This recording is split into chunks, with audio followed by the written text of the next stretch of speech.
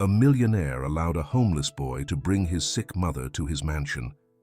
When she stepped through the door, he was paralyzed as he remembered something that happened 7 years ago. Matthew had returned late that night after finishing his second shift cleaning at a mechanic's workshop on the other side of the city. He had barely managed to get a small extra job, sweeping and collecting tools, to pay for the rent of his tiny room. He had been surviving for months on meager wages, which were almost always insufficient to pay his landlady, Mrs. Esther, on time. She was a small, elderly woman with a strong character and a sharp tongue. As soon as Matthew stepped on the wooden stairs, he could hear the creak of a door and the usual growl announcing her presence. However, that night, she didn't show up. Matthew felt relieved by the break, as he hated the inevitable reprimands or reproachful glares that reminded him of his unpaid debt. As he took off his dusty shoes, he gazed at the peeling paint on the walls and the damp ceiling. He sighed, thinking about his situation. He lived in a forgotten place, where rats sometimes scurried through the hall and neighbors preferred to ignore each other. Even so, Matthew had never complained too much. He felt he should be grateful for having a roof, even if it was such a modest and uncomfortable one. After finishing his day, he was so exhausted that all he longed for was some peace and a bed to rest. His relationship with Mrs. Esther was tense. She wanted a tenant who paid rent on time without hesitation. Matthew, on the other hand, counted his coins and stretched out his payments as long as possible. Every time she caught him coming or going, she would give him a disapproving look that made him feel guilty. More than once, she had hinted that if he couldn't pay, he would have to leave. Still, Matthew managed to keep his tiny room, barely big enough for a bed, a broken desk, and a chair, because he always paid late. But he paid. That night, everything seemed quiet until, ready to go to bed, he heard a soft knock on his door. At first, he thought his exhaustion was playing tricks on him, as no one usually knocked at that hour. He had to get up and turn on the weak lamp. The knock came again, this time more urgently. Confused, he approached, opened the door carefully, and was met by the frightened eyes of a child. The boy was dressed in worn clothes and a knitted hat covering his forehead. His eyes were full of worry and pleading for help. Matthew was surprised by his fragile appearance, but not as much as by the words he spoke right away. "Please, sir, help me. My mum is very sick. I have nowhere to go." Matthew froze for a moment, unsure of how to respond. The boy, who said his name was Tommy, looked like he was on the verge of tears. He explained that they had been living on the street for the past few weeks and that his mother had collapsed at dusk with a high fever. They had no money or a safe place to spend the night. Matthew's first reaction was disbelief. It wasn't the first time he had heard stories of strangers asking for help. However, something in Tommy's voice and the desperation in his eyes moved him. He thought of his own struggles and how, on more than one occasion, he had had to rely on the kindness of strangers. Still, he hesitated. He barely got by. How could he take care of a sick mother and her child? Tommy insisted, his voice trembling. "She's really bad, sir. She's cold and shivering a lot. She says things I don't understand." Compassion won over Matthew's heart. He swallowed hard and looked down the empty hallway with its flickering lights and chipped walls. He knew that if Mrs. Esther found out he was housing strangers, she would throw him out without hesitation. But he couldn't leave the child and his mother to fend for themselves. He scratched the back of his neck, deep in thought, trying to decide which was the lesser of two evils, facing his landlady or ignoring such a desperate cry for help. Finally, he gestured for the boy to come in. He led him to the narrow living room, which doubled as a makeshift kitchen and dining area. There, on an old couch covered with blankets, lay a woman, her face pale and drenched in sweat. Her breathing was irregular and her skin burned to the touch. Gently, Matthew placed a pillow under her head as Tommy watched anxiously. Matthew tried to reassure him. "Don't worry, kid. I'll see what I can do. But first, we need to bring down her fever." The problem was that Matthew didn't have any medicine or enough money to buy any. He thought of the community clinic a few blocks away, but it was probably closed by then. And even if it was open, they might ask for a small payment. Still, he couldn't stand doing nothing. He searched through his things and found a clean cloth, which he soaked in a small bowl of water. Then he placed it on the woman's forehead, who let out a faint moan. The boy, unable to contain his anxiety, sat next to his mother, holding her hand. Occasionally, he would gently shake her, as if afraid she might fade away completely. Matthew realized that, despite his exhaustion, he wouldn't be able to sleep knowing the woman was in such a state. He noticed signs of fatigue and possibly neglect on her face. He wondered how many days they had been wandering without anyone caring to help them. Minutes passed, and the silence of the night was only broken by the woman's labored breathing and the distant footsteps of a neighbor returning from their late-night work. Under the dim light of the lamp, Matthew could see the pure innocence mixed with desperation in Tommy's eyes. He was just a boy, carrying a burden he shouldn't have had to bear. With each spasm from his mother, the little one trembled as well. Matthew couldn't stop wondering who that woman really was. What had led her to such a pitiful state? And most of all, what would he do, knowing he could barely afford to live on his own? Even with the doubts swirling in his mind, he continued to wet the cloth, hoping to cool her down, if only a little. The night passed, and the fear of Mrs. Esther showing up at any moment lingered. However, the old woman didn't make a sound. Matthew began to believe that perhaps fate was giving him a brief window to do good without being interrupted. In the end, he decided to take responsibility for keeping them there, at least until the woman showed some improvement or they could take her to a clinic. He told himself that if there was ever a time to be brave, this was it. Just before dawn, Tommy fell asleep, exhausted, still holding his mother. Matthew, however, stayed awake a little longer, watching the scene with a heavy heart. A premonition began to form in his mind, something he couldn't fully understand, but it told him that his life was about to change in an irreversible way. He had no idea how deeply fate was about to reveal its connection between him and that sick woman. The first light of morning filtered through the small window of the tiny room, startling Matthew awake. He had slept only a couple of hours, leaning against the wall with his feet on a cardboard box. Next to him, Tommy lay fast asleep, curled up beside his mother, who had not regained consciousness all night.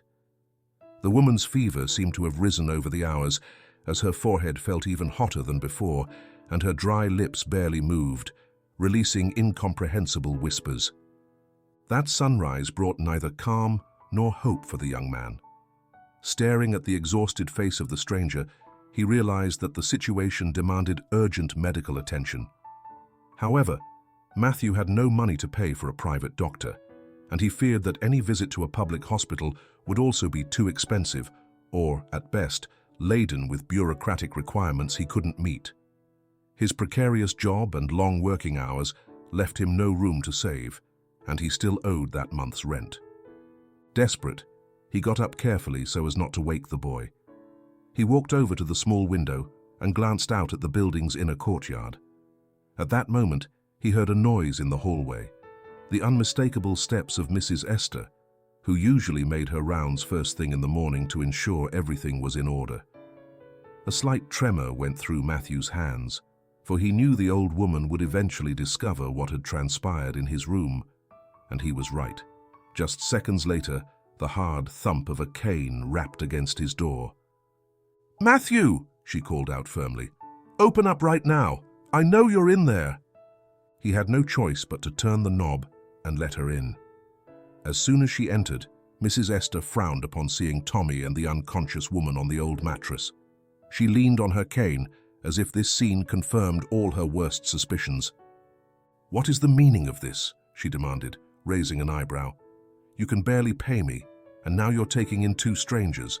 Don't even think you can turn this place into a shelter." Feeling intimidated, Matthew began explaining what had happened the previous night. He tried to stay calm, lowering his voice so as not to wake Tommy. I'm sorry. The boy knocked on my door asking for help. His mother was very sick, I couldn't leave them out on the street." Mrs. Esther's expression was a mixture of disbelief and distrust.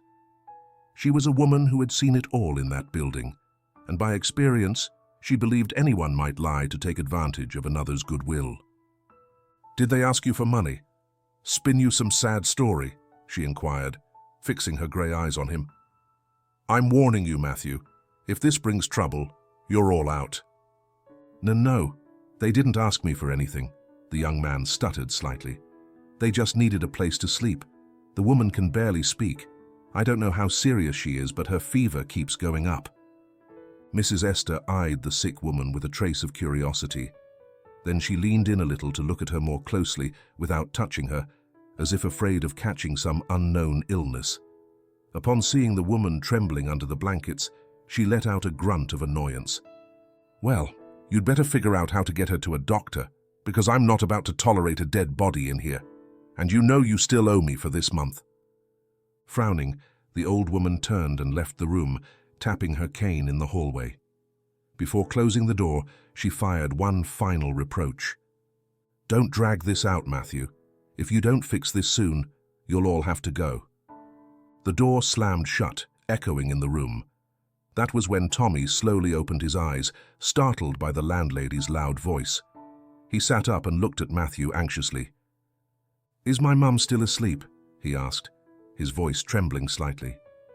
Matthew nodded and went to check the woman's temperature. He felt her forehead burning beneath his fingers. The fever wasn't subsiding. On the contrary, it seemed to be getting worse. For a while they listened to her mutter disjointed words they couldn't decipher. Occasionally, Matthew caught names and brief phrases. She spoke of someone who mistreated her, and at one point she uttered a clear sentence. "Don't leave my brother." The words echoed in Matthew's mind. He didn't know the woman at all, but a chill ran through him upon hearing mention of a brother. "Do you have any more family?" he carefully asked Tommy.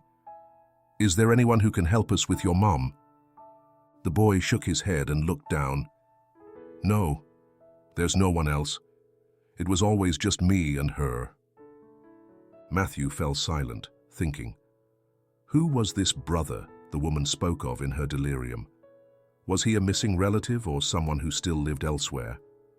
Whatever the case, his suspicions began to grow, fueled by the mystery of the incoherent words that Alexandra, the woman's name, as Tommy had revealed, kept repeating in her feverish state.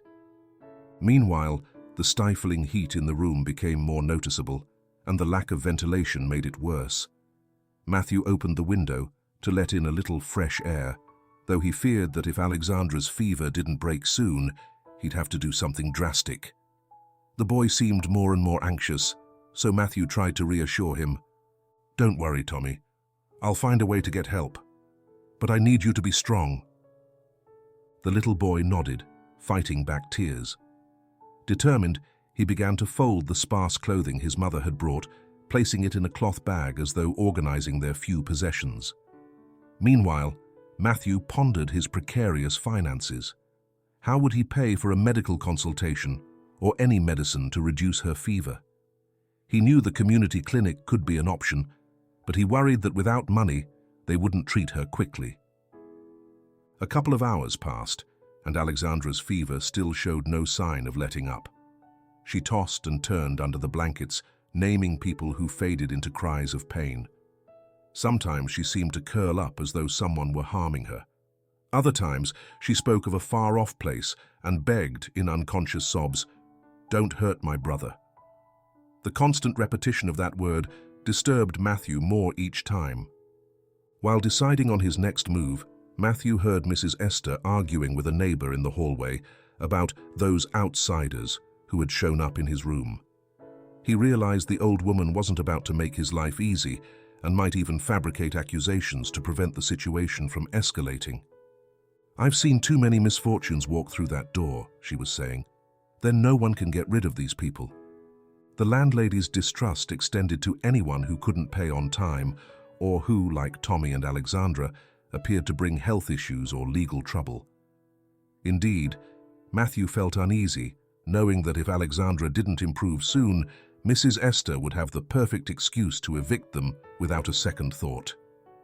Under mounting pressure, Matthew decided that by nightfall he would try taking Alexandra to Rose's clinic, the only nurse who might see her at low cost.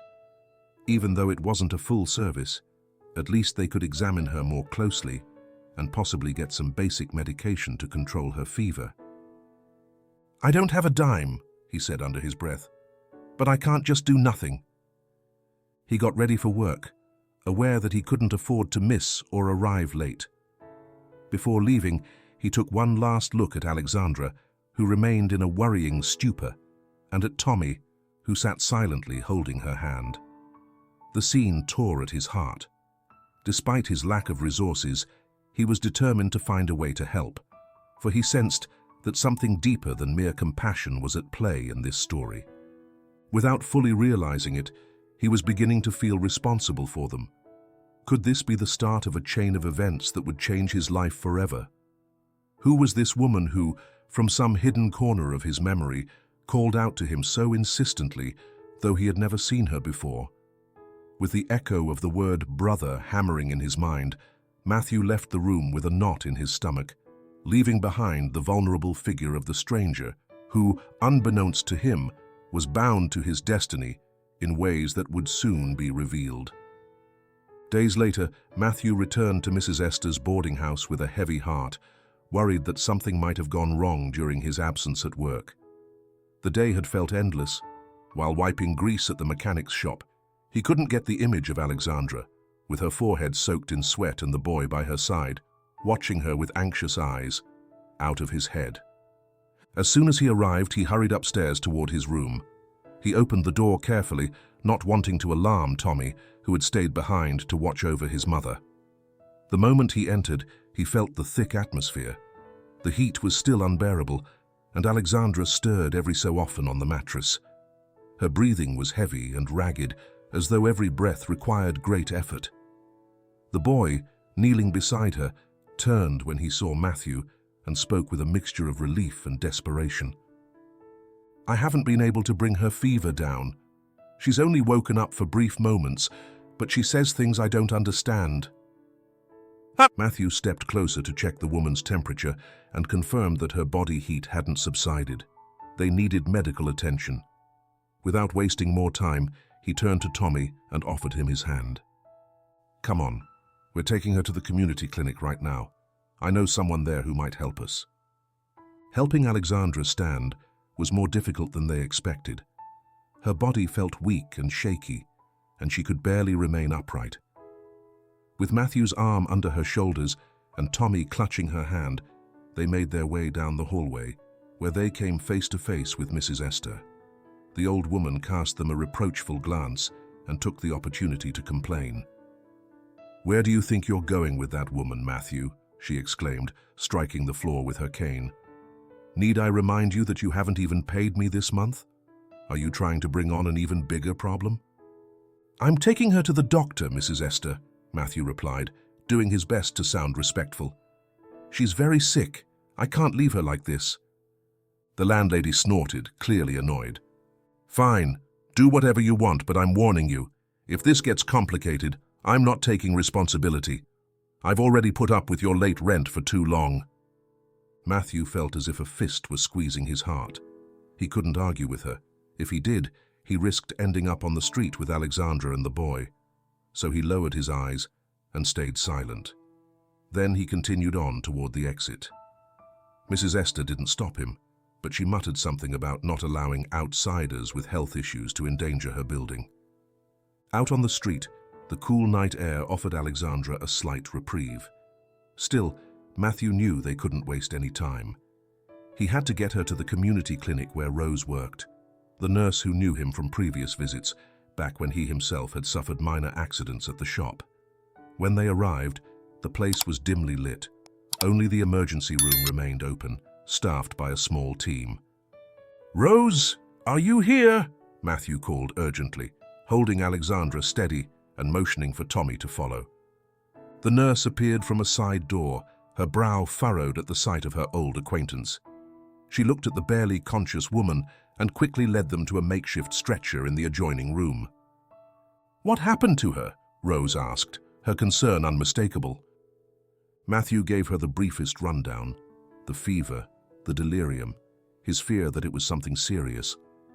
Rose took Alexandra's pulse, checked her temperature, and used a worn but functional stethoscope to listen to her breathing.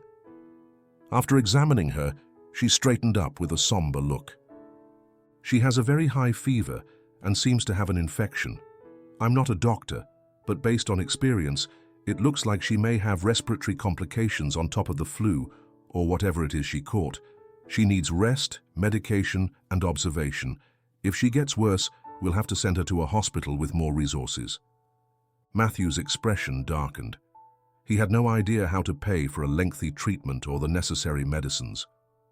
Aware of his situation, Rose looked at him sympathetically, yet with a certain weariness, as if this story was all too familiar. "I'll do what I can with what we have, but you know how things are here. We're short on everything: bandages, antibiotics, syringes." "Please, Rose," Matthew begged. "We can't just leave her like this. I'll do anything to pay for the meds. I'll find another job, ask for an advance. Something." The nurse regarded him with compassion and then nodded. She prepared a basic treatment to lower Alexandra's fever and, with an assistant's help, gave them instructions. They could spend the rest of the night in a quiet corner of the clinic in exchange for a small fee that would cover part of the expenses. That way, Alexandra could receive immediate care before returning to the boarding house. Tommy, for his part, offered to help wherever possible. Obviously, there was little a child could do, but he tried cleaning the area or carrying a few supply boxes with his limited strength. Even then, it was clear from his expression how powerless he felt, unable to do more for his mother. "You're a good kid," Rose told him gently. "Your mom's going to need you, so make sure you rest when you can." Meanwhile, Matthew arranged to contact his boss at the mechanic's shop, explaining that an emergency meant he couldn't work that night. He'd lose part of his pay, but he had no choice. Alexandra's health came first. He also couldn't forget Mrs. Esther's threats. She might evict them if they didn't return soon, or if she suspected they were piling up debts. Still, over the following hours, Matthew tried not to dwell on it. He stayed close to Alexandra's stretcher, placing cool cloths on her forehead and wiping the sweat from her cheeks. Tommy fell asleep in a corner of the room, exhausted after a stressful day. At some point before dawn, Rose came back to let them know the fever had gone down a little, but the danger wasn't over. "She needs antibiotics, or the infection could worsen." At sunrise, the clinic was preparing to close its emergency doors. Rose urged them to head back to Matthew's building, promising that she would try to drop by later that afternoon with more medication, provided she could get it cheaply. Grateful, they left, hoping Alexandra could recover as long as they followed the instructions for rest and treatment. Back at the boarding house, they climbed the stairs as quietly as possible. Yet the moment they entered the hallway, they found themselves once again under Mrs. Esther's scrutiny, peering through a crack in her own door. "Well," she said in a harsh tone, "planning to turn my building into a hospital?" Matthew felt too overwhelmed to argue, but the landlady gave him no respite. "I've had neighbors complaining about the noise and the possibility of contagion. If that woman's got something serious, you're all out." He swallowed and answered calmly, "Ma'am, we just need a few days for her to recover. Then we'll figure out how to move forward. I promise." She glared at him, but instead of another tirade, just snorted and slammed her door shut. It was clear she had begrudgingly agreed to extend their stay, perhaps out of pity, or simply to avoid a larger scandal with the authorities. Once inside the room, they carefully settled Alexandra.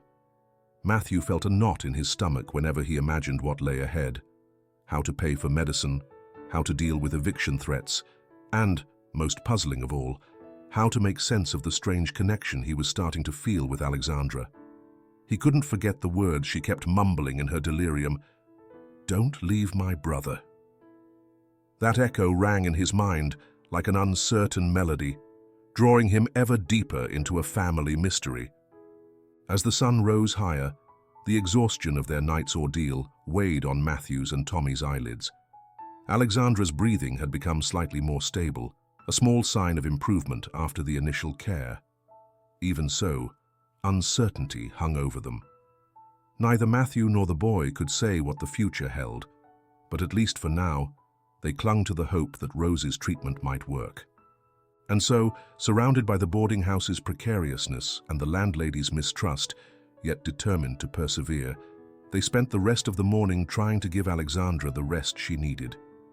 Little could they imagine that, in the days to come, new questions about her past would emerge alongside even greater threats, testing not just Matthew's resilience, but also his deepest bonds with the woman who, without knowing it, would connect him to his own family history. The early hours of the next afternoon passed with a deceptive calm in Mrs. Esther's boarding house. Alexandra, still convalescing, dozed fitfully, and Tommy tended her carefully, while Matthew took care of a few basic tasks around the small room. The heat outside added to the heavy atmosphere, occasionally broken by the buzzing of flies. It was during that lethargy that Alexandra began murmuring incoherent phrases, catching Matthew's attention. Approaching the bed, he realized her fever hadn't fully subsided. She lay trapped between fragments of sleep and mild spasms. Suddenly, her halting voice started forming snippets of past events, as though her feverish, vulnerable mind was dragging her back into painful memories. "No, please, not anymore," she whispered, trembling. "Brother, watch out. Don't touch him." Matthew's heart skipped a beat. Her words seemed to suggest someone protecting a child or begging that he not be harmed. Instantly, an inexplicable feeling rose within him, as if he too was recalling some shattered moments from his own childhood. Almost involuntarily, he closed his eyes for an instant. A blurry image flickered in his mind. A humble home, full of old furniture and peeling paint on the walls. He saw himself there, no more than 7 or 8 years old, staring at a burly man raising his voice and gripping a leather belt. A young woman, a figure remarkably similar to the one now lying on the bed, was desperately trying to shield the child. A shiver coursed through Matthew, and he jerked upright, sweating, hardly believing his mind could conjure such a vivid scene. "Matthew!" Tommy called out, alarmed. "Are you okay? You look dizzy." Matthew shook his head, pushing away the confusing visions. He didn't want to worry the boy, or himself, even more. He simply placed a reassuring hand on Tommy's shoulder and forced his breathing to steady. "I'm fine," he lied gently. "I just remembered something strange. Maybe it's my imagination." Just then, the sound of footsteps echoed in the corridor, followed by a firm knock at the door. Tommy exchanged a nervous glance with Matthew, fearing it might be Mrs. Esther with more complaints. However, when the door opened, they saw a middle-aged man dressed rather elegantly for such a modest building, his hair slicked back, his expression calculated. "Good afternoon," he greeted them with a vaguely polite tone. "I'm looking for Alexandra. I've been told she's staying here." Distrust immediately flickered across Matthew's face. He didn't know this person, nor did he understand what business he might have with the sick woman. Tommy, standing behind Matthew, eyed the newcomer timidly. Then Mrs. Esther appeared in the hallway, as if drawn by the scent of possible intrigue. "He says he knows her," the landlady informed them, her eyes narrowed. "His name is Mark, or something like that. He insists on seeing how she's doing." A knot formed in Matthew's stomach. Who on earth was this man, and why was he asking for Alexandra with such certainty? Mark took a step forward, feigning concern. "I heard the poor thing is very ill. You see, we go way back. He paused, hunting for the right words. "I had some unfinished business with her in the past, and I need to make sure she's all right." "Unfinished business?" Matthew repeated, frowning. "Is this some legal issue or something along those lines?" "Not exactly. I'd just like to see her," Mark responded with a forced smile. "Maybe I can help cover her medical costs." Right then, Alexandra let out a moan from her bed. drawing everyone's attention. Mark glanced over Matthew's shoulder, trying to glimpse the figure lying there. Mrs. Esther seized the moment to chime in. "You heard him, Matthew. This gentleman might at least pitch in for the medicine. It's obvious you're struggling to cover her needs." The landlady's voice betrayed her impatience. A surge of tension rippled through the room. If this man could be trusted, he might be a real help. But something about his demeanor, about how he surveyed everything with calculating eyes, unnerved Matthew. "All right," he conceded grudgingly, "but don't upset her. She needs rest." Mark walked into the room with confident strides, turning his head from side to side, as though appraising the run-down furniture and cracked walls. Seeing Alexandra, his face softened for a fleeting second, before returning to that inscrutable, detached expression. "Poor woman," he muttered with feigned compassion. "She's been struggling for a while, it seems." Matthew didn't answer. He watched Mark's every move, ready to step in if something seemed off. The man bent over Alexandra, whispered her name, and brushed her arm lightly, making her flinch unconsciously. "She's still delirious," Tommy said anxiously. "Her fever hasn't fully gone away." Mark straightened slowly and regarded the boy with an air of curiosity. "So you must be her son, right?" he asked, though it felt as if he already knew the answer. The child nodded silently, afraid to say anything wrong. Then Mark's gaze settled on Matthew. For a long, tense moment, he seemed to size him up, gauging how important he was in Alexandra's life. "And you are a friend?" Mark tilted his head. "How exactly did you meet her?" Matthew wasn't skilled at lying, but he wasn't sure how much of the truth to share, how Alexandra had shown up at his door, or what he'd learned from her delirious ramblings, especially the repeated plea, "Don't leave my brother." Even he didn't fully understand its meaning yet. "Let's just say I'm the one helping them out for now," he finally answered, wary. "She and the kid had nowhere else to go."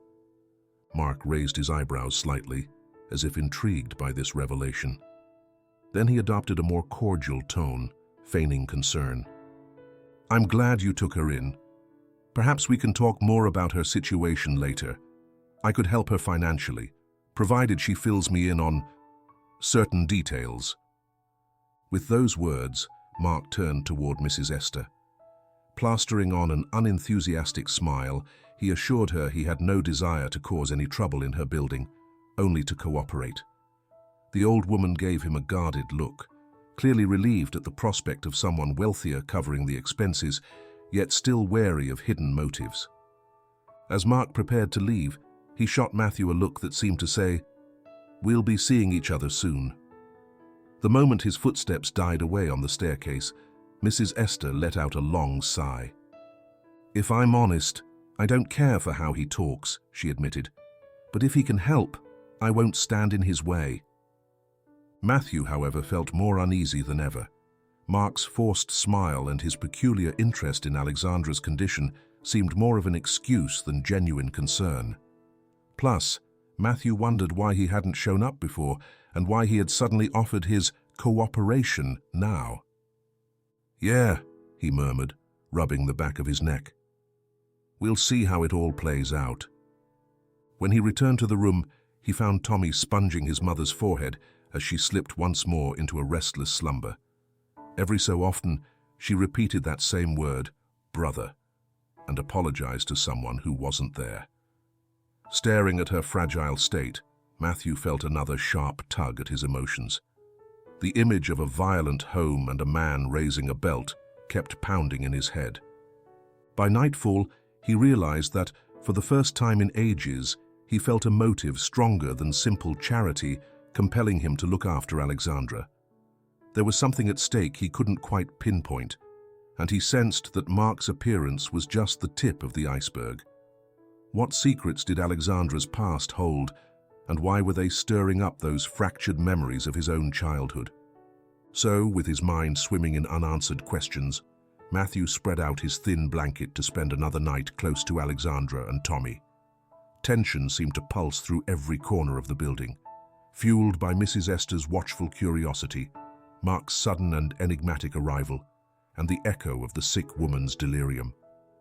Clinging to his uncertainties, Matthew closed his eyes, unaware that this man's looming presence would mark the beginning of a conflict that would challenge every belief he held dear.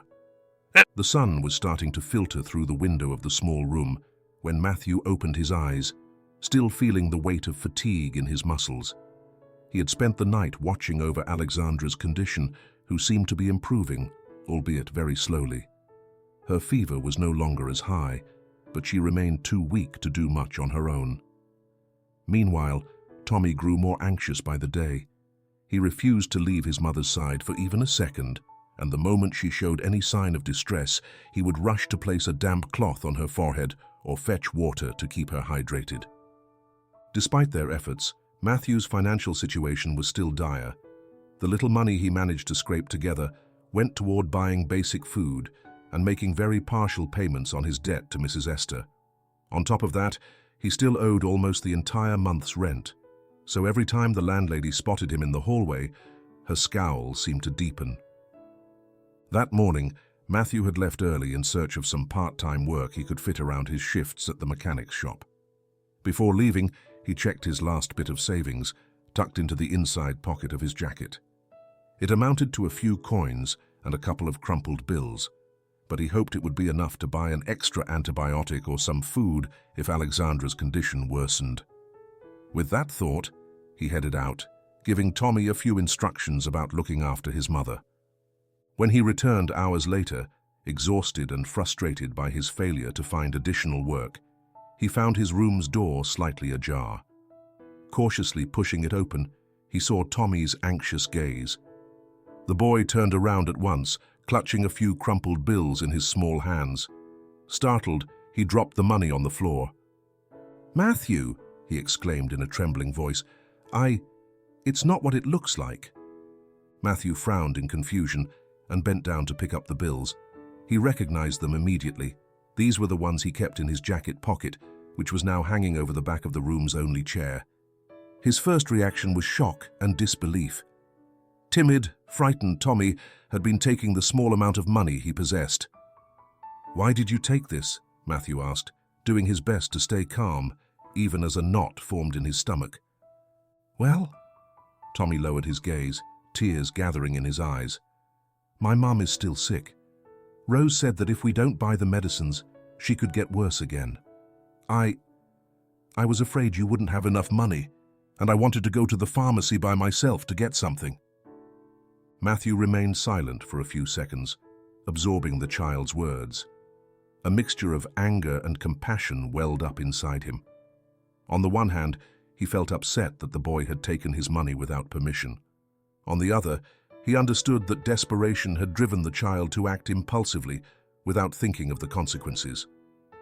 "Tommy, you should have asked me before taking it," he said at last, his voice stern. "What if you'd gone out on the street alone? What if someone had stolen from you?" The boy didn't answer, but his shoulders shook with sobs. He was overwhelmed, feeling he had done something unforgivable. Wiping his tears away with the back of his hand, he tried to apologize. "I'm sorry, Matthew. I don't want to make things worse. I don't want my mom to die." The last phrase broke off in the midst of his crying. Matthew felt his chest tighten at that raw confession, so full of a child's fear. Any anger he'd been holding onto vanished instantly, replaced by a deep sadness for this boy who had suffered so much already. Gently, he crouched down to Tommy's level. "Hey, listen," he said softly. "Your mum is going to get better, I promise. But don't put yourself in danger like that. And please, don't take anything without asking. I know you meant well, but it's not the right way." Tommy nodded, trying to contain his sobs. Matthew hugged him, feeling how behind that small, fragile figure lay a brave soul ready to do anything for his mother. The tension melted away, replaced by a quiet, mutual understanding. In that moment, Matthew realized once again that, despite not fully knowing why, he felt compelled to protect this child and his mother. However, Their brief peace was shattered by a firm knock at the door. It was Mrs. Esther, who had witnessed part of the scene from the hallway, enough to sense something was amiss. She stood in the doorway, chin lifted, cane planted on the floor, all the signs that a reprimand was coming. "What's all this commotion about?" she demanded sharply. "I heard voices crying and... Did that boy steal money from you?" Matthew released Tommy and stood up, trying to maintain his composure. It wasn't exactly stealing. He just took a few coins without asking first. Mrs. Esther sniffed and cast a wary glance at the boy, who shrank back behind Matthew. "You see," she muttered, "ever since that woman and her son arrived, you've done nothing but get into trouble. They're not paying rent, they keep you up at night, and now it turns out one of them is a little thief." "Mrs. Esther, please," Matthew intervened, striving to remain polite. "I already explained it was a mistake, an act of desperation." "I don't know what to believe anymore," the landlady replied with a scowl. "I've rented rooms for years, and when people start taking things that aren't theirs, bad times lie ahead." Matthew felt his patience waning. He needed to keep this room at least until Alexandra recovered, but Mrs. Esther's words were a constant threat of eviction. Letting out a sigh, he tried to reason with her. "Look, I'll do whatever it takes to settle my debt. But we can't end up out on the street, I beg you. Alexandra is still weak. I just need a few more days." The landlady folded her arms, tilting her head in a surly manner. "I've already given you more time than I should. If it weren't for my generous heart..." Matthew lowered his gaze, resisting the urge to argue. After a few seconds, Mrs. Esther continued. "Fine, I'll give you a little more time, but don't let anything like this happen again, and don't even think about not paying next month's rent." With that parting warning, she turned and left down the hallway, grumbling about the irresponsibility of youth and the misfortunes of misguided generosity. Once the door closed, a heavy silence fell. Tommy gazed at Matthew with guilt and fear, but Matthew offered him a kind smile. "It's all right now. We got it sorted out. But please, don't do something like that again. I'll do everything I can to help your mom get better. But we need patience." The boy bowed his head in agreement. A few steps away, on the bed, Alexandra stirred, her breathing still somewhat labored. She was still unaware of the conflict that had unfolded, but her condition remained delicate. Carefully, Tommy approached to offer her some water, and Matthew used the moment to collect his thoughts. The scene of that accidental theft, Mrs. Esther's intervention, and the despair in Tommy's eyes had left a lasting mark on his heart. At the same time, day by day, he felt more certain that Alexandra was no stranger to his life. Her delirium, the fragments of memories that emerged during her fevers, and that constant mention of brother repeated endlessly in his mind. Above all, his need to protect this child and his mother had become stronger, as if it were some unbreakable mandate. He wanted to know who this woman truly was, the one sleeping under his roof, what secrets her past held, and why he sensed such a deep connection to her.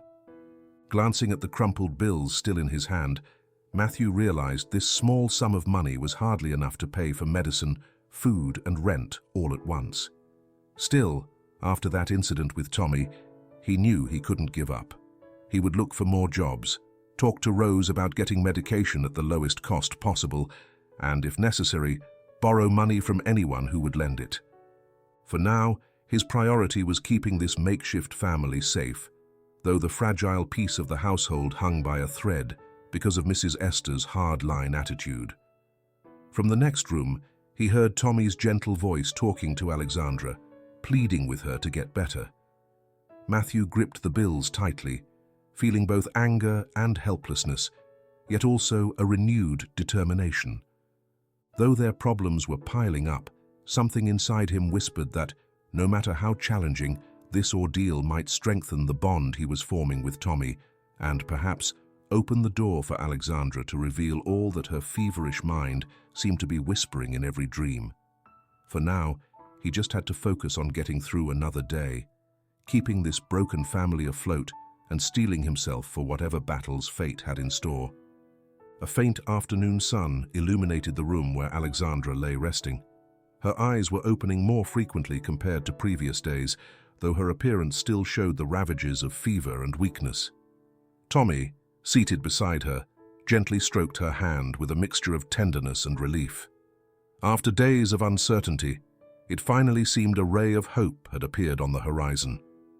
Matthew, who had spent much of the day looking for temporary jobs and dealing with Mrs. Esther, came in carrying a small bag of provisions, just enough to make a simple broth. Still, he felt a hint of joy when he noticed that Alexandra looked at him with more clarity than usual, as if she could finally see beyond her own pain. The atmosphere in the room felt different, less oppressive, as if the evening light had dispelled some of the gloom that had surrounded them. "How are you feeling?" asked Matthew cautiously, setting the bag down on the floor as he approached the bed. Alexandra took a deep breath and managed a few words, though her voice was hoarse and low. "Better. Thank you.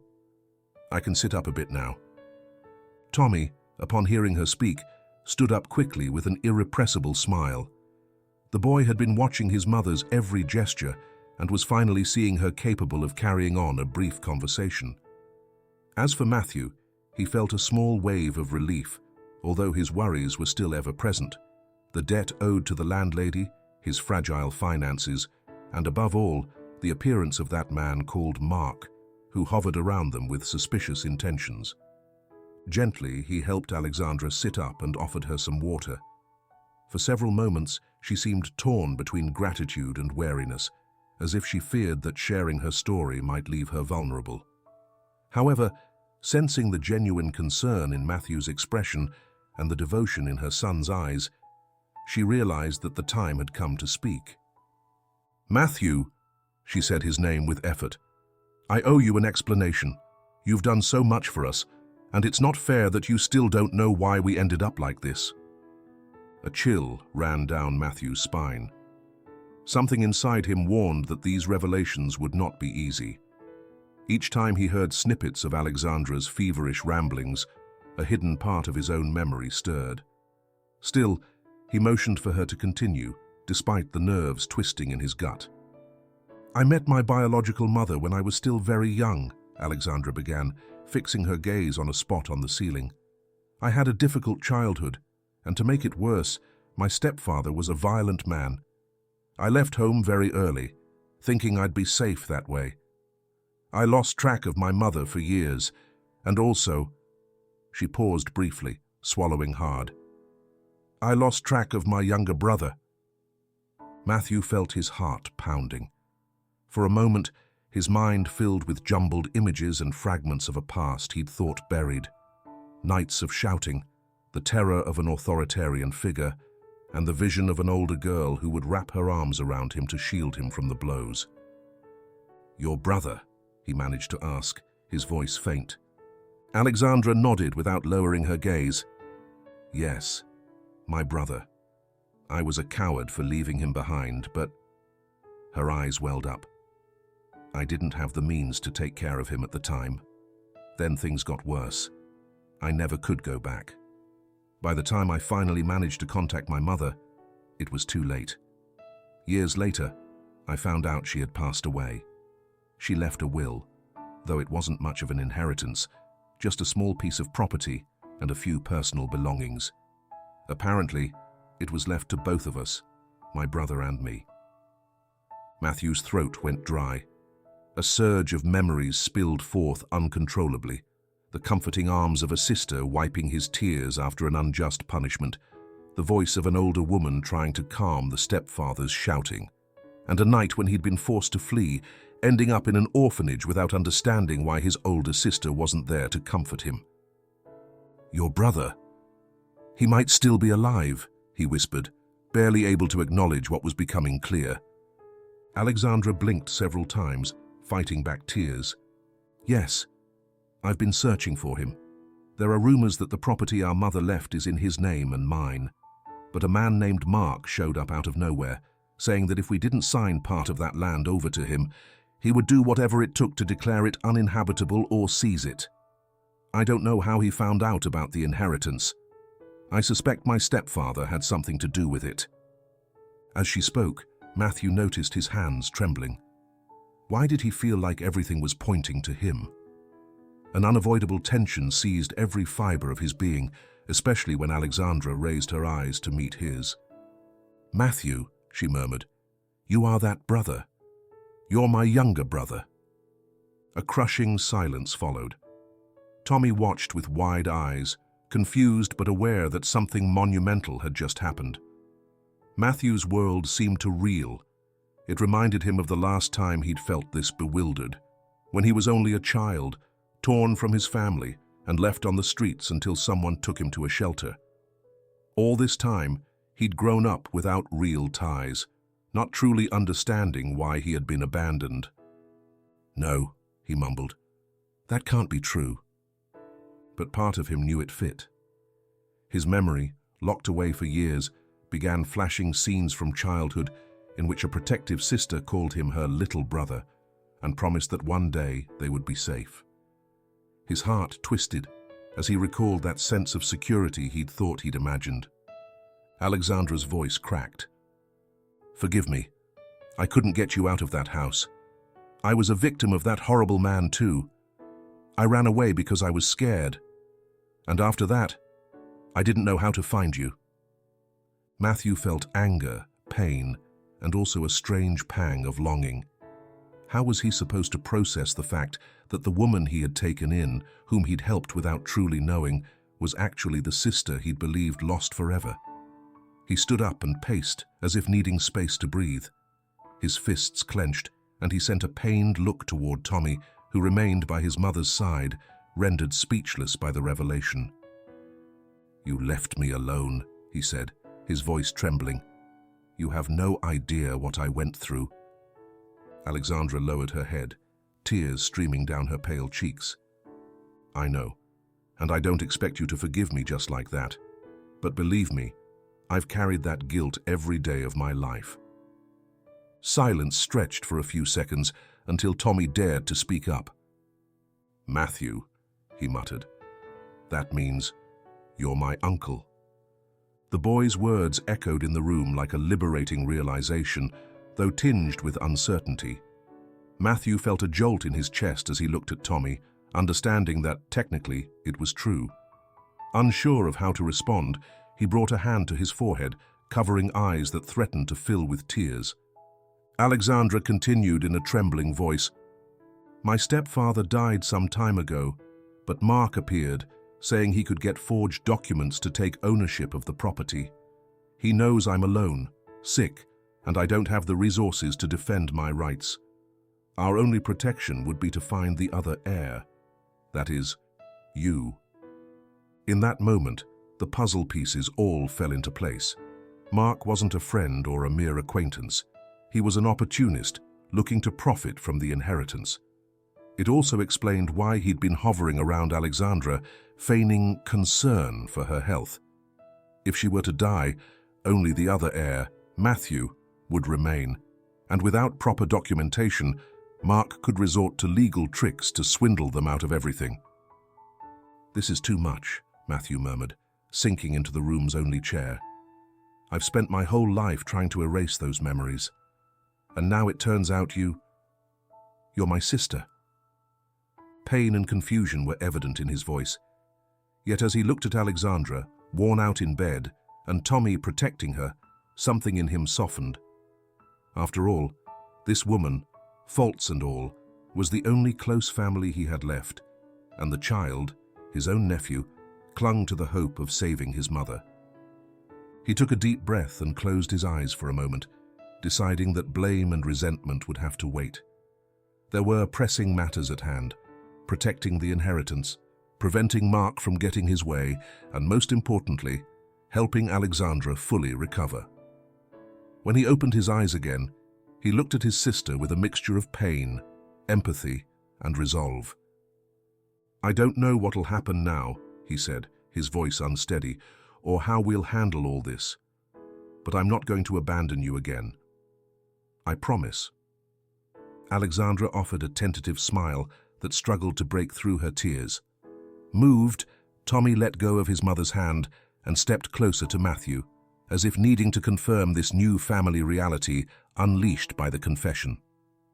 Deep down, they all knew a long road lay ahead, fraught with financial and legal hurdles. Still, the truth had at last come to light, shattering ignorance and secrecy. Despite the lingering hurt and anger, a spark of reconciliation had begun to flicker in the air, fueling the hope that together they could stand up to Mark, or anyone else, who tried to tear away what little they had left. The following day dawned grey, with ominous clouds threatening to unleash a torrential downpour at any moment. Within the modest building where Matthew, Alexandra, and Tommy lived, tension had been palpable since sunrise. The revelation of Matthew and Alexandra's familial bond had laid bare a painful past, and it was now evident that Mark was not just some concerned acquaintance looking after Alexandra's health, but someone with far darker intentions. After a morning of constant comings and goings in the old boarding house, the afternoon brought them the unexpected, though hardly surprising, visit from Mark. His arrival was heralded by loud knocks on the door. Alexandra, still weak, exchanged a glance with Matthew, who stepped forward to answer. Behind them, Tommy stood at a safe distance, clinging tightly to his mother's hand. Mark entered with the same air of self-importance he had displayed on previous occasions, sweeping his gaze around the room as if he owned the place. His presence was so intrusive that not even Mrs. Esther dared poke her head out into the hallway, afraid of getting caught up in a bigger mess. "At last, I find you all together," Mark said with a crooked smile. "I hope you're ready to talk seriously." Alexandra eyed him warily. Though her health had improved enough for her to stand, her fragility was still evident. Matthew sensed her slight trembling beside him and decided to step forward to confront the visitor. "What do you want?" he asked bluntly, recalling the thinly veiled threats Mark had already made. Mark ran a hand over his slicked-back hair, feigning cordiality, then put on a serious expression, as though this meeting were a purely professional matter. "What I want is simple," he began. "I know you've discovered the inheritance. That property that was left in Alexandra's name, and from what I've been told, also in yours." His gaze shifted from Alexandra to Matthew, an undeniable gleam of greed in his eyes. Behind his mother, Tommy let out a quiet, stifled sob. He didn't fully understand the legal intricacies, but he knew Mark was not there to bring good news. "So what if it is?" Matthew replied, folding his arms. "That property is rightfully ours. We don't owe you any explanations." Mark let out a soft, almost condescending laugh. "Oh, kid, don't underestimate the power of the law. You see, I've looked into a few documents. You haven't formally claimed the inheritance, so the land and house are not officially in your name yet. And while that remains the case, anyone with the right connections could, let's say, take possession of those rights." His final words struck them like a bucket of cold water. Alexandra glanced at her brother, visibly nervous. They both knew that in their financial situation, hiring lawyers or navigating legal procedures was nearly impossible. Mark, on the other hand, seemed to have the resources and contacts to maneuver to his advantage. "You have no right," Matthew insisted, raising his voice a bit. "You're just an opportunist." Mark tilted his head with feigned indignation. "Of course I have a right, or at least I can assert it if you refuse to cooperate. I could report you for squatting or any legal trick that, believe me, I know how to present to the authorities." Fury began to simmer in Matthew's chest. For years, he had endured humiliation because of his poverty. Now, this man wanted to take the little that was rightfully theirs. He felt an urge to punch Mark right then and there, to silence his arrogance by force. He took a menacing step toward Mark. "Get out of here before I lose my patience." The tension in the room rose dramatically.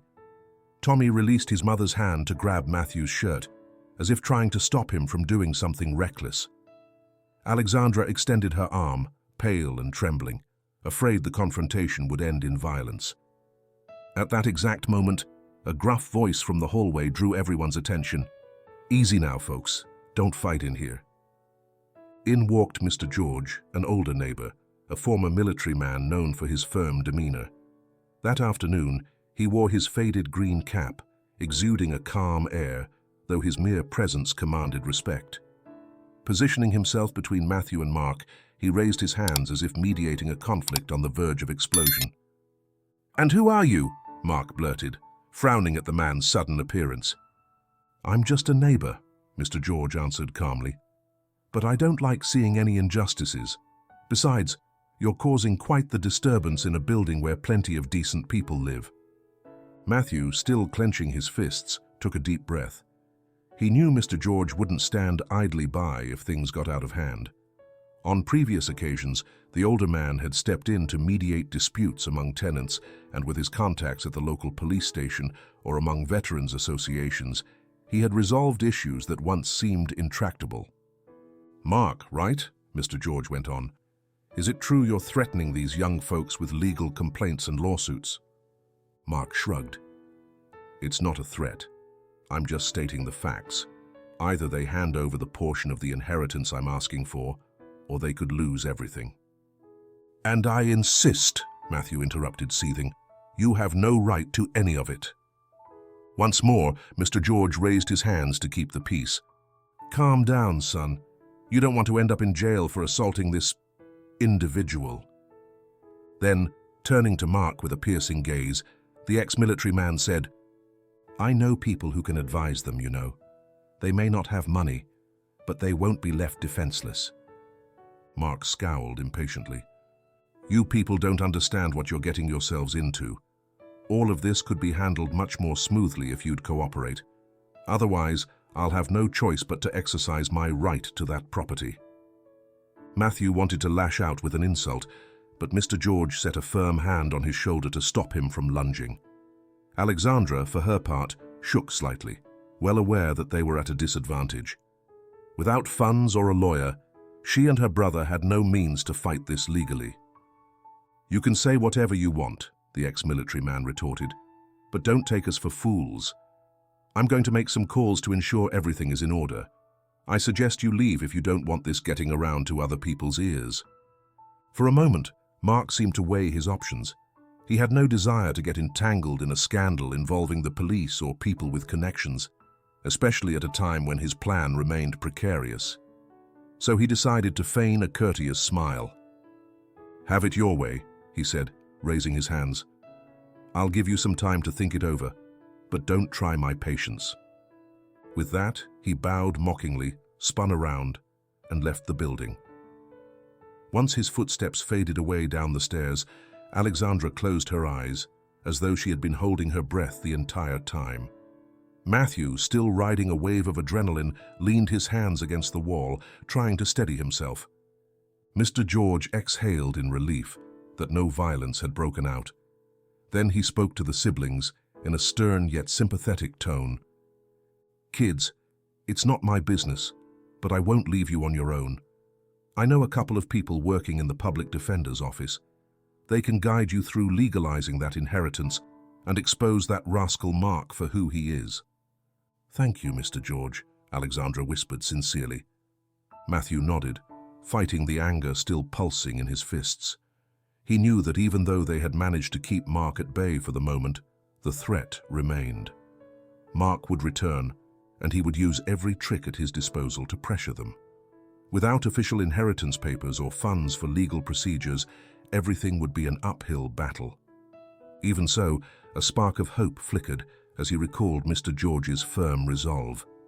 With his experience and connections, they might find a way to legitimize the property and finally defend what was rightfully theirs. The distant rumble of thunder signaled the approaching storm. In the dim hallway, Tommy clung to his mother's arm, harboring a deep wariness of the man who had come to threaten them. They all dispersed, each immersed in their own thoughts. Alexandra, exhausted, sat on the bed and closed her eyes to compose herself. Tommy stayed beside her in silence. Meanwhile, Matthew stared out the window, watching the storm clouds spread across the sky. His mind buzzed with the past he'd only just learned about, the uncertain future of the inheritance, and his resolve to protect his sister and nephew. Although Mark's threat loomed over them, Matthew felt less alone than ever before. He had his family, broken though it might be, and now also a neighbor willing to lend a hand. One way or another, he wasn't about to let a con man's greed rob them of the only thing they rightfully possessed, a small piece of land, and more importantly, the chance to rebuild a life that fate had tried to snatch from them years ago. The next morning arrived with clear skies that promised intense heat, but the apparent calm outside contrasted sharply with the atmosphere in the room where Alexandra lay. For 2 days, her health had taken worrisome turns. At times, she seemed to improve enough to talk with some clarity, yet by nightfall, the fever would seize her body again, triggering chills and cold sweats. That same morning, Rose, the nurse from the community clinic, had come to check on her. Her face was serious and full of concern as she warned them that Alexandra's respiratory infection was not subsiding, and without proper care, it could lead to serious complications. Matthew, listening tensely as every muscle in his body tightened, realized the situation was more alarming than they had feared. "She needs a hospital that's properly equipped," Rose explained, gathering her few medical tools. "We can't give her the right medications here, nor provide the oxygen she'll need if her condition gets worse." Her words struck like a sledgehammer. Tommy, seated by the bedside, looked at Rose with tears in his eyes, while Alexandra, too weak to remain fully awake, drifted in and out of fitful sleep. Matthew could barely speak, keenly aware that he had neither the resources to arrange transport nor to pay for a higher-level hospital stay. "I'll see what we can do," he murmured, swallowing hard. "I'll talk to Mr. George. He mentioned having some contacts that might be able to help us." Rose nodded, shutting her small medical kit with a sigh.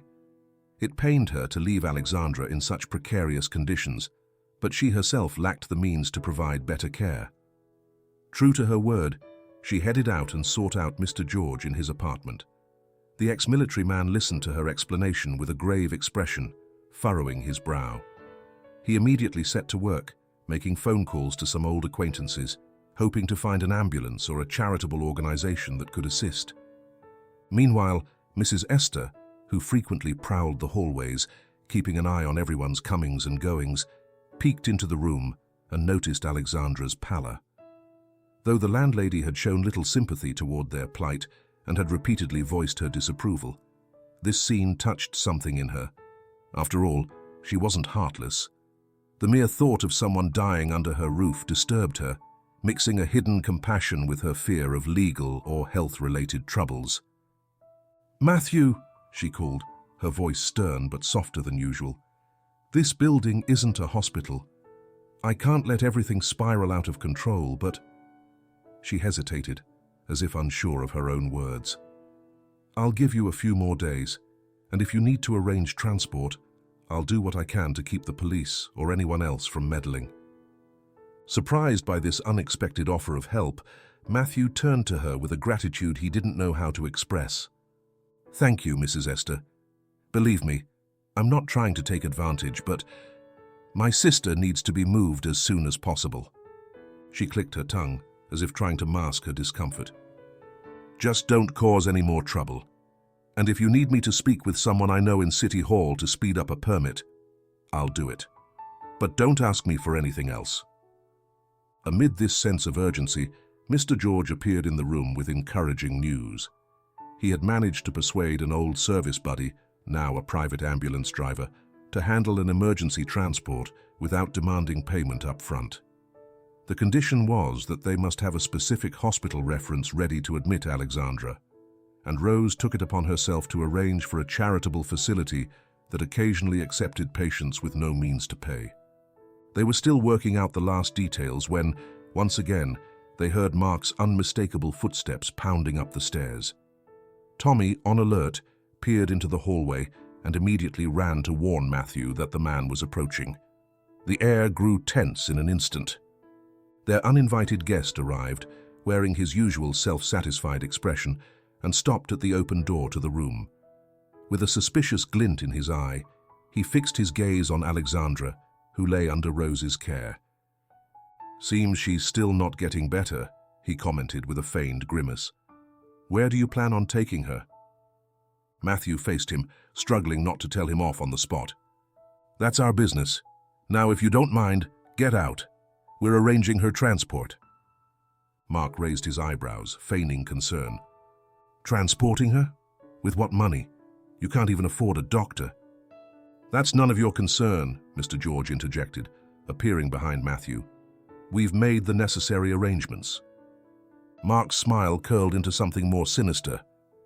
"And are you sure this woman is who she claims to be? From what I hear, her papers aren't in order, and doctors might be suspicious about her identity. They could investigate, and who knows, maybe they'd find certain lies in the process." His insinuation that Alexandra might be lying about who she was amounted to a direct threat, one that could delay her medical care. All it would take was for Mark to plant doubts at the hospital, or challenge the legitimacy of her documents, and bureaucratic delays would keep a penniless patient out of the ER. Alexandra, half conscious, listened to his words with mounting anxiety. She wasn't in any condition to defend herself, and she knew her brother and Mr. George couldn't handle a legal battle at the drop of a hat. Rose pressed her lips together, alarmed by the possibility that her patient's life could hang in the balance over a technicality. "Listen, son," Mr. George growled, taking a step forward. "Don't even think about standing in the way of a medical emergency. You'd land in serious trouble if something happens to this woman because of your stubbornness." For a moment, Mark seemed to weigh the consequences. His main goal was to get hold of the property, not to end up tangled in a scandal that could send him to jail. Still, he had no intention of backing off completely. "I don't want her to die," he said with false sympathy, "but it's my duty to alert the authorities if there's fraud involved or if someone's trying to deceive the state." His words ignited a rush of anger in Matthew, who nearly lunged at him. But Rose caught his eye, silently pleading with him.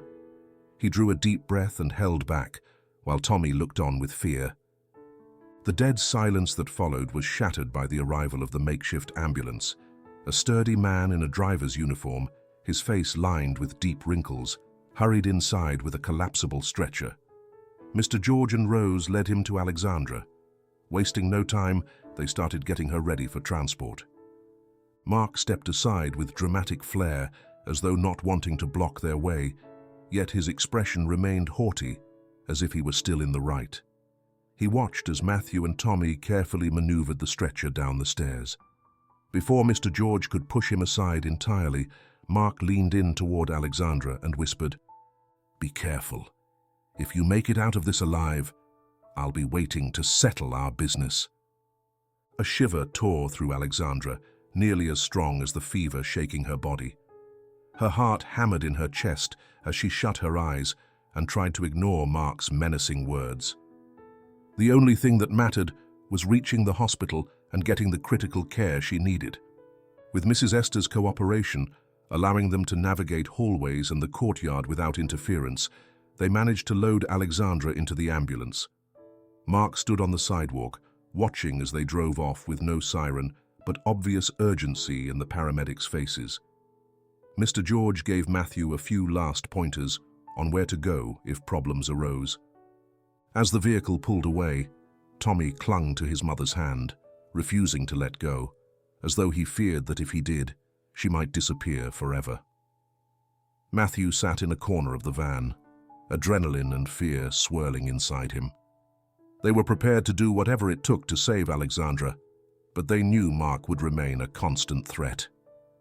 Even so, amid the tension, there was a glimmer of hope. This small network of neighbors, Rose, Mr. George, and even the stern Mrs. Esther, had come together to give them a chance. Now all they could do was pray they arrived in time and that Alexandra would hold on through the journey. Her life was on a knife's edge, and the countdown had truly begun. The ambulance sped through the city, dodging the sluggish afternoon traffic. Inside, Alexandra lay on the stretcher, her gaze unfocused and her body occasionally racked by brief chills. Tommy clutched her hand tightly, as though all his hopes were poured into that single gesture. Opposite them, Matthew watched the makeshift monitor they had attached, which showed his sister's racing pulse.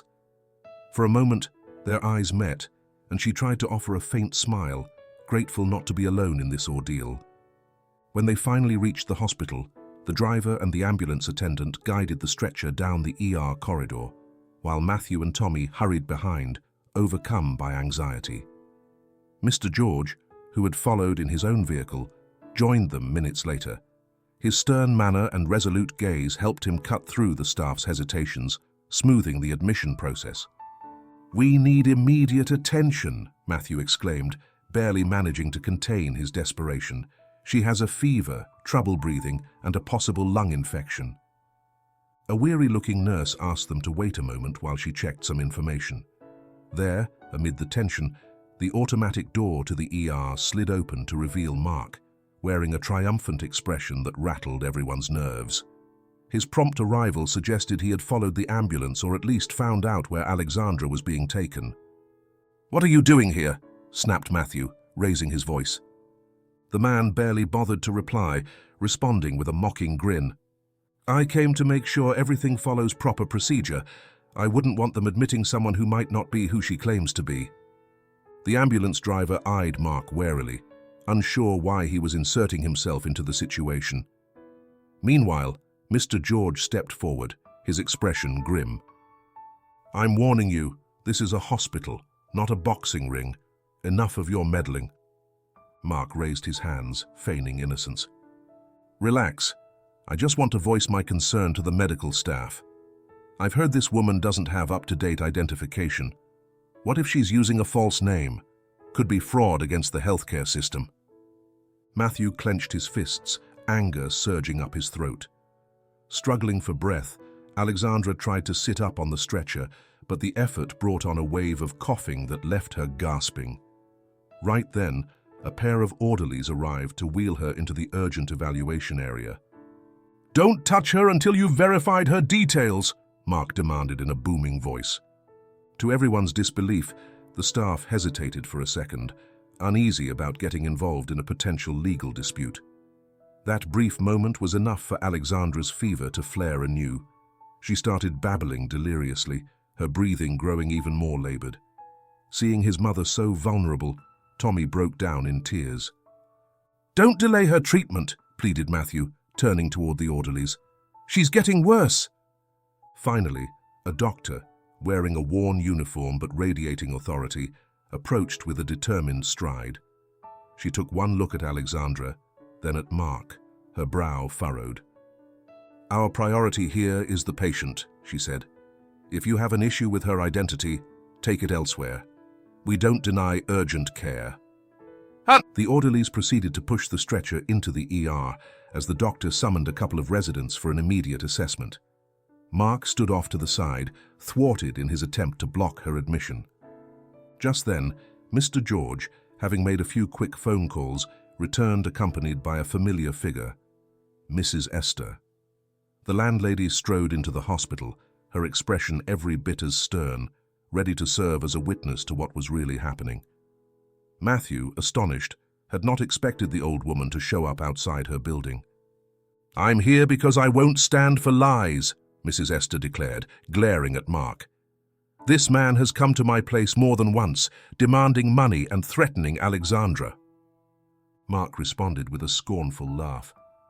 "Who's going to believe some old landlady?"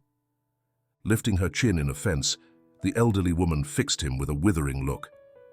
"I've written down every time he came by, wanting agreements and claiming that woman was lying. And I'm not the only one who saw him. Plenty of neighbors are ready to testify." Seizing the moment, Matthew met Mark's gaze with firm resolve. "You're finished. We know you have no legal claim to that property. You're just trying to take advantage. My sister and I aren't giving in." For an instant, Mark's face turned pale, but he tried to recover his composure. Yet Mr. George added more fuel to the fire. "And if it comes to that, my contacts in law enforcement will look into your record. Who knows what they'll find?" Those words seemed to knock the wind out of Mark. Glancing around, he realized the doctor and orderlies were looking at him disapprovingly, while several people in the waiting room watched him with curiosity and indignation. He knew his little show was a failure. I was only trying to protect this family's assets, he muttered, grasping for a final excuse. Stop lying, Mrs. Esther interrupted, her tone grim. I know for a fact that woman's only family is Matthew. If neither the police nor the neighbors back you up, you've got nothing. Mark realized that, surrounded by witnesses and hospital staff, his blackmail strategy had hit a dead end. Cursing under his breath, he chose to leave, vowing that this wasn't over. Even so, he seemed to sense that his window of opportunity had all but vanished. The moment he disappeared down the long corridor, Matthew exhaled deeply, allowing himself a brief moment of relief. Mr. George smiled and placed a reassuring hand on his shoulder, while Mrs. Esther, sounding as crusty as ever, muttered, Let's hope that's enough to get rid of him for a while. Meanwhile, Alexandra had already been moved to a more restricted area, with medical staff giving her urgent care. Tommy tried to follow, but a nurse explained that he had to wait outside. The boy gripped Matthew's hand in panic. At that instant, their bond, uncle and nephew, was more evident than ever, forged in adversity. Easy, Matthew told him gently, giving his small fingers a squeeze. They'll do everything they can for your mum. They spent several agonizing minutes in the waiting area. Mr. George busied himself making more calls, trying to expedite any paperwork or formalities. Despite her usual gruffness, Mrs. Esther took a seat near them, keeping an eye out so no one else would bother them. At last, a doctor emerged wearing a somber look. She announced that Alexandra was receiving broad-spectrum antibiotics and supplemental oxygen, but would remain under observation due to her delicate condition. Upon hearing this, Tommy broke into tears, both relieved and terrified, while Matthew put an arm around him to offer comfort. Behind that door, Alexandra continued to fight for her life, unaware that Mark had been exposed. For now, at least, his threat had been neutralized, and everyone could focus on what truly mattered: her survival. The tension was still there, but the hospital no longer had any reason to deny her care. And with Mrs. Esther's testimony and Mr. George's firm intervention, Mark had lost his advantage. So, in that dimly lit waiting room where the air smelled of disinfectant and the whispers of other patients echoed off the walls, Matthew and Tommy solidified their family bond. Both understood that from here on out, nothing would be the same. But above all, they knew they would never be separated again. With Alexandra in the doctor's hands, they could only pray this chapter would end in a rebirth, far from the shadows of a past that had haunted them for far too many years. Time passed in a whirlwind of medical visits, legal procedures, and quiet moments of reflection. It had been about 2 weeks since Alexandra's urgent transfer to the hospital, and those days were filled with uncertainty. Early on, the doctors feared for her life, as the respiratory infection was more severe than they initially thought. Yet, with each passing hour and the rigorous application of the correct treatment, Alexandra's body began to respond favorably. At first, she had to remain under constant observation, surrounded by medical instruments and attended by nurses she barely recognized in her few lucid moments. Tommy, for his part, refused to leave the waiting room for the first few nights, clinging to the door that separated him from his mother. Matthew took turns replacing him, insisting the boy rest a bit. Still, every time Tommy closed his eyes, his anxiety returned in full force. Mr. George proved tireless in his drive to help. He made sure the community clinic supported them in every possible way and, thanks to his contacts, convinced a pro bono lawyer to take an interest in the inheritance case. Even with the few documents they had, this lawyer was determined to prove that Alexandra and Matthew were biological siblings, and therefore the legitimate heirs of the property their mother had left them. Meanwhile, back at the boarding house, Mrs. Esther kept up with the latest news in her usual gruff manner. She seemed distant when phoning Mr. George for updates on Alexandra's condition, but in truth she was genuinely concerned. She had grown used to Matthew's presence, and, despite their many clashes, she did not want him to lose his sister. At last came the day when the doctors delivered the good news. Alexandra was out of danger. She stayed in the hospital a few more days to fully recover, and once she could walk with help, she briefly returned to Mrs. Esther's building. There, she met with the lawyer, who updated her on the latest legal developments. "We've gathered enough documentation to show that your biological mother did indeed officially recognize both you and your brother. Mark has no claim whatsoever on the property." Matthew, present at the meeting, felt a massive weight lift from his shoulders. As the investigation progressed, Mark faced accusations of fraud and extortion, and he vanished before the police could formally summon him.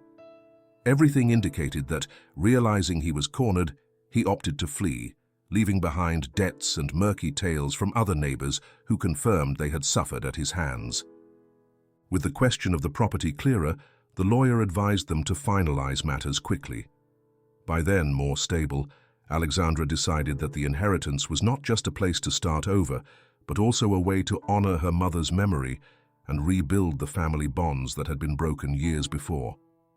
One cloudy morning, over a thin cup of coffee in Matthew's room, Alexandra mustered the courage to speak to him alone. Tommy was downstairs with Mr. George, helping carry some boxes. Sitting carefully on the edge of the bed, she looked at Matthew, her eyes brimming with guilt and a longing for reconciliation. "About everything you went through," she began in a trembling voice. "Words won't fix it. Leaving you behind was the worst thing I ever did.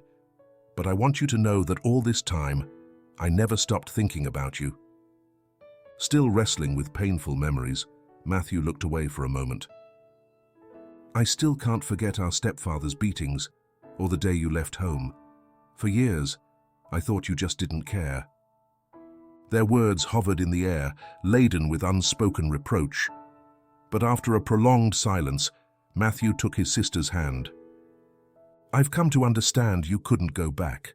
It was too dangerous. I just want us to have no more secrets from now on." Alexandra let out a choked sob, closing her eyes and leaning her forehead against Matthew's shoulder. "Thank you for saving me, for not abandoning me when I showed up at your door." Just then, the door opened and Tommy stepped in. Seeing them, he paused, sensing the gravity of the moment. With shy steps, he approached and addressed Matthew, finally speaking the word he had been holding back. "Uncle, can I help you with anything?" Surprised, Matthew blinked. The boy had called him uncle so naturally that it made his heart clench. Alexandra, deeply moved, noted the emotion shining in her brother's eyes. Nobody said another word. That single word was enough to seal the affection they now felt for each other. With Alexandra on the mend, the need to change course was obvious. The modest piece of land they had inherited sat on the outskirts of the city, containing an old house. But for them, it represented a chance to begin again. Mr. George insisted they visit it first, and he offered to accompany them, familiar with the roads and knowing friends who could help with repairs. Though she never admitted it outright, Mrs. Esther felt a pang of sadness upon hearing they were moving. That farewell afternoon, she hovered in the hallway, pretending to be busy cleaning a non-existent smudge on a window with an old rag. When the siblings passed by with their few belongings, she let out a soft cough. "Hey, Matthew," she said, not fully turning around. "I hope things go well for you. Maybe in the future, try paying your rent on time wherever you end up," she added, attempting to sound like her usual self, though her voice betrayed a hint of emotion. Matthew smiled gently, aware that this woman, for all her faults, had ended up offering support during their worst moments. "Thank you, Mrs. Esther. And sorry for all the trouble." She nodded, biting her lip.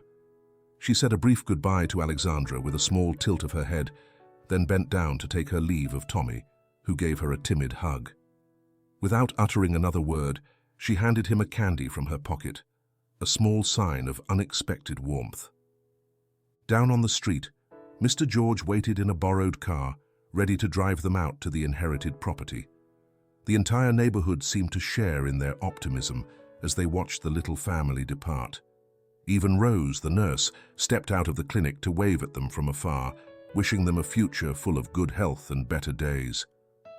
Once they were settled in their seats, Alexandra gazed out the window, her mind already on what lay ahead.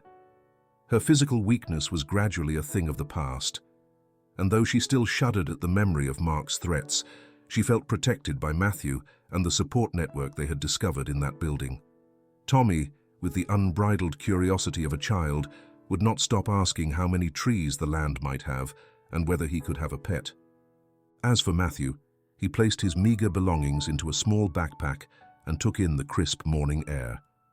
For the first time in a long while, he felt life offering a genuine chance at happiness, a chance to build a family with the sister he had once thought lost, and with the nephew who now called him Uncle, with pride and tenderness.